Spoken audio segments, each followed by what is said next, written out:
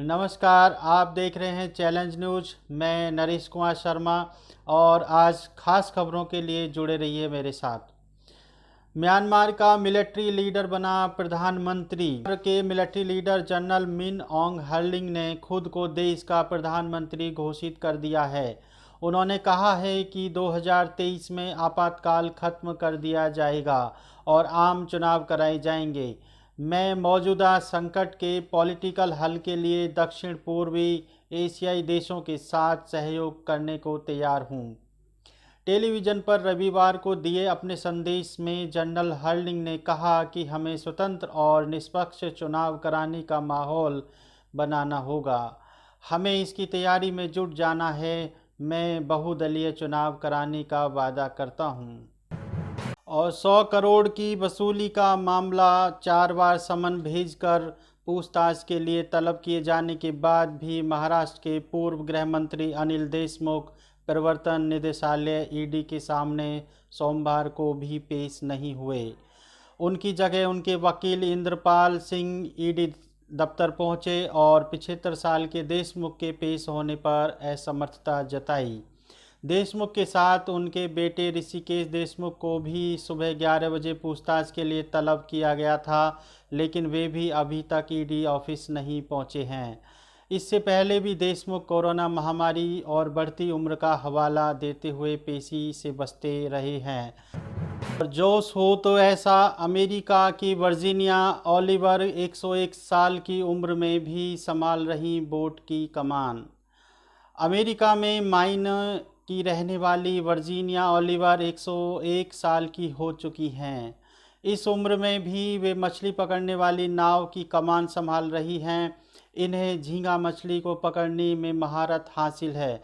इसी कारण उन्हें लॉबस्टर लेडी कहा जाता है। वे दुनिया की सबसे उम्रदराज लाइसेंसधारी लॉबस्टर वुमेन हैं।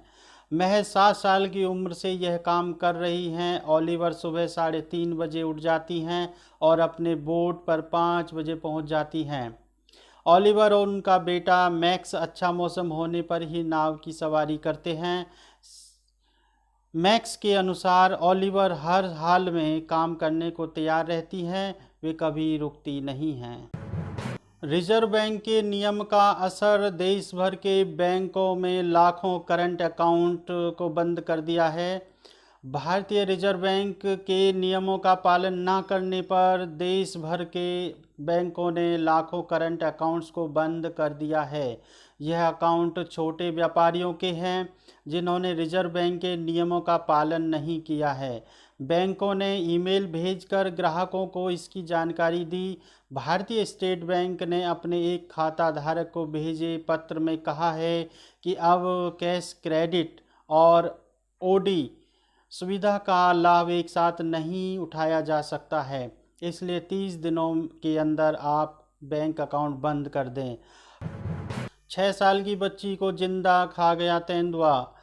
खबर उत्तर प्रदेश के बहराइच से है, जहां दिल दहलाने वाली घटना हुई है। यहां पर एक तेंदुए ने 6 साल की बच्ची को उसके पिता की गोद से छीनकर खा गया है। मासूम का धड़ से अलग सिर 12 घंटे बाद घर से 300 मीटर की दूरी पर पड़ा मिला। बच्ची की मौत से परिजनों का रो रो कर बुरा हाल है। आदमखोर तेंदुए के हमले से ग्रामीणों में बहुत दहशत है। परिजनों ने और ग्रामीणों ने वन विभाग के कर्मचारियों पर लापरवाही का आरोप लगाया है। दिल्ली से खबर है कि सीबीएसई बोर्ड ने आज भी जारी नहीं किया 10वीं का result. Central board of secondary education CBSE की 10वीं कक्षा का रिजल्ट आज जारी नहीं होगा। इस बारे में बोर्ड के अधिकारियों ने बताया कि 10वीं का रिजल्ट सोमवार को जारी नहीं किया जाएगा। दरअसल पहले यह कयास लगाए जा रहे थे कि सीबीएसई आज 10वीं का रिजल्ट जारी कर सकता है। इससे पहले बोर्ड के एग्ज़ाम कंट्रोलर संयम भारद्वाज ने जानकारी दी थी कि हम 10वीं का रिजल्ट इस हफ्ते जारी करने की कोशिश कर रहे हैं। हालांकि उन्होंने रिजल्ट जारी होने की कोई तारीख या समय सीमा नहीं बताई है। आगरा से खबर है, पूर्व मंत्री पर 3 तलाक का मुकदमा दर्ज। आगरा के थाना मंटोला में सपा सरकार में मंत्री रहे चौधरी बशीर और विवादों का चोली दामन का साथ रहा है। उनकी तीसरी पत्नी ने 3 तलाक का मुकदमा दर्ज कराया है। पीड़िता की शिकायत पर एसएसपी मुनिराज ने मुकदमा दर्ज करने के आदेश दिए हैं। आरोपी पर पहले भी पत्नी के उत्पीड़न का मामला दर्ज कराया था।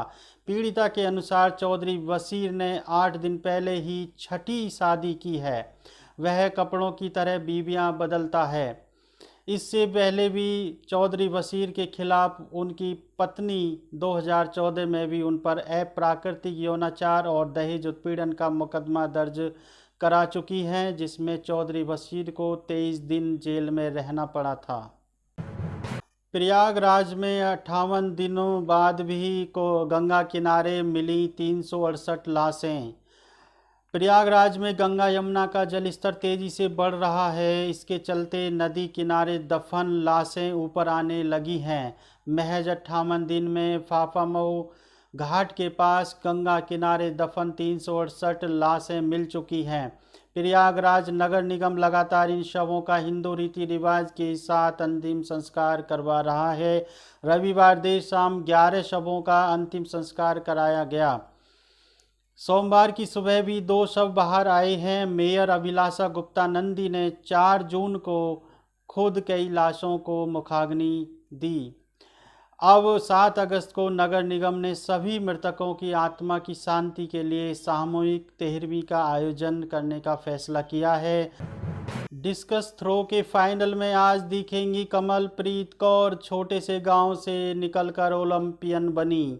पंजाब के मुक्तसर जिले के छोटे से गांव कवरवाला से निकलकर खेलों के महासमर ओलंपिक तक पहुंची डिस्कस थ्रो की एथलीट कमलप्रीत कौर, जो जापान के टोक्यो में चल रहे ओलंपिक खेलों में आज डिस्कस थ्रो के फाइनल मुकाबले में अपना जोश और जुनून दिखाने को तैयार हैं। अगर कमलप्रीत कौर आज इतिहास रचती हैं तो भारत की स्वर्णिम उपलब्धियों में एक और कामयाबी जुड़ जाएगी। कमलप्रीत शनिवार को डिस्कस थ्रो के क्वालिफाइंग राउंड में 64 मीटर डिस्कस फेंककर ओवरऑल दूसरे स्थान पर रही थी। कमलप्रीत देश के लिए मेडल जीतने से ना चूकें, इसलिए वह टोक्यो से वीडियो कॉल के जरिए अपने निजी कोच राखी त्यागी के मार्गदर्शन में ट्रेनिंग ले रही। और चर्चित जिया खान सुसाइड के सीबीआई को ट्रांसफ़र हुआ। गजनी, निशब्द और हाउसफुल जैसी फिल्मों में नजर आ चुकी एक्ट्रेस जिया खान ने 3 जून 2013 में फांसी लगाकर आत्महत्या कर ली थी। एक्ट्रेस की मौत के बाद सूरज पंचोली पर उन्हें आत्महत्या के लिए उकसाने के आरोप लगे थे, जिस केस की सुनवाई सेशन कोर्ट द्वारा की जा रही थी। अब एक्ट्रेस की मौत के 8 साल बाद ये मामला सेशन कोर्ट ने सीबीआई की स्पेशल कोर्ट में ट्रांसफ़र कर दिया है। ये थी अब तक की खास खबरें और जुड़े रहिए चैलेंज न्यूज़ के साथ। नमस्कार।